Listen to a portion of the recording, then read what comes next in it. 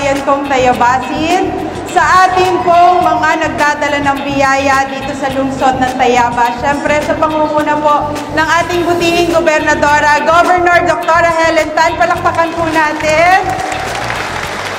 Siyempre po sa ating napakasipag at napaka-generous na Congressman Mark Enverga, sa atin pong Secretary Rex Gatchalian, sa pamamagitan po nila ay nakarating sa atin ang mga biyayang ito. Sa atin pong mga kasamahan dito sa harapan, Vice Governor Third Alcala, palakpakan po natin muli. Bokal Jerry talaga. Sa atin pong hepe ng PNP ng lungsod ng Tayabas, Attorney Binukal.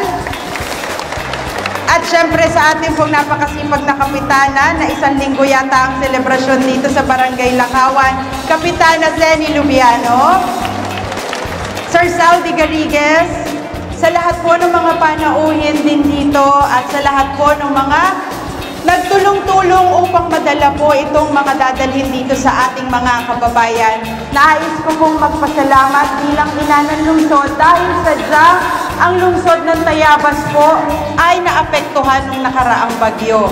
Napakarami pong Tayabasin ang nasira ang mga tahanan, napakarami pong nasira ang kabuhayan, napakarami din po ng mga humihingi ng tulong. Kaya po yung ganitong mga tulong sa lungsod ng Tayabas ay talaga pong amin pinasasalamatan at amin pong pinapahalagahan.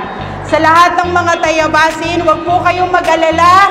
Sabi nga po, kahit tayo ay merong mga problema at may daladalang krus sa ating buhay, hindi po tayo nag-iisa, may mga tumutulong po sa atin sa pamamagitan ng mga taong nandito sa harapan. Kaya muli, isang masigabong palakpakan naman po para sa kanila. At ang inyong pong lingkod, Mayor Lovely Reynoso Poncioso, meron pa rin po kaming karagdagan. Kaya po sa mga susunod na araw, kung meron pa pong mga hindi nabibigyan, meron pa rin pong ibibigay ang lungsod ng Tayabas sa pamagitan po ni Mayor Lovely at aanyayahan din po natin ang mga kasamahan natin dito. Thank you very much po. Magandang umaga po at mabuhay po ang lungsod ng Tayabas.